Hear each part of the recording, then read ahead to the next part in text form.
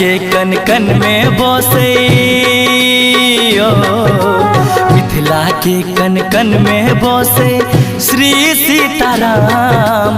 स्वर्ग से सुंदर एहि धरती पर भरल पान मखान। जान मिथिला धाम हमर शान मिथिला धाम यो। जान मिथिला धाम हमर शान मिथिला धाम। हमर जान मिथिला धाम सबक शान मिथिला धाम।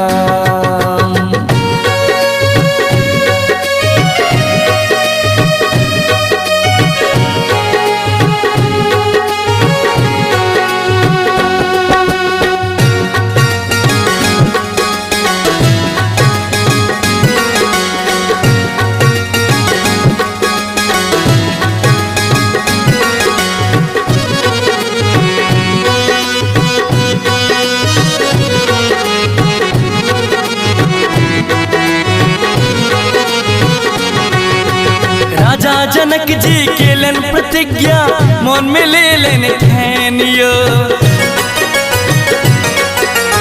राजा जनक जी केलन प्रतिज्ञा मन में ले लेन ठान यो।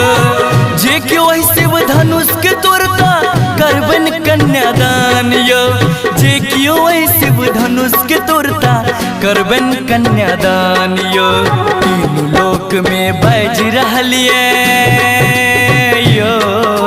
तीनों लोक में बज रहलिया मंगल में गुणगान। जान मिथिला धाम हमर शान मिथिला धाम यो। जान मिथिला धाम हमर शान मिथिला धाम।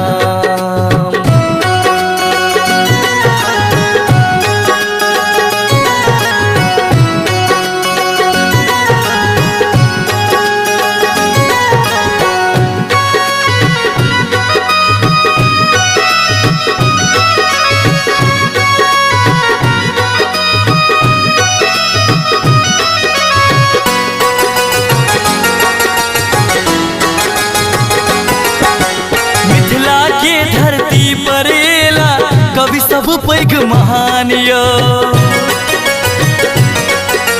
मिथिला के धरती पर एला कवि सब पैघ महान यो।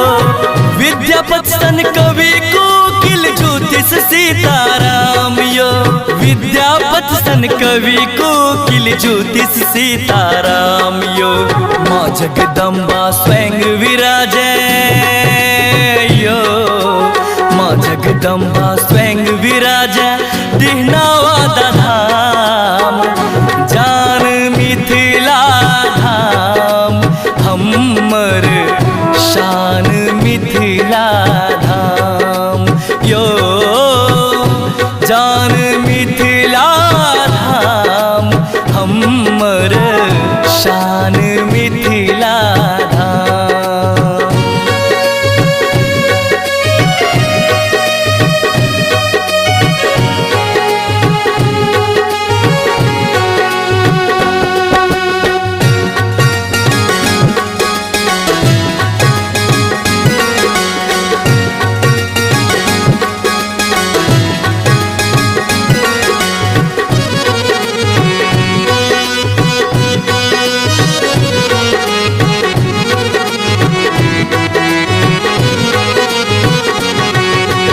मिथिला के प्रसिद्ध भोजन चूड़ा दही आम यो।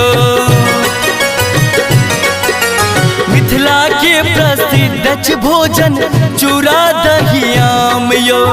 आन पाइन सा भरल पड़ल छे आंगन और दलान यो।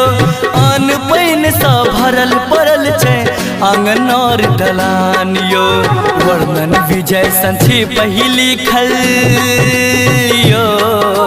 वर्णन विजय संछि पहिली खल करबै कतेक बखान।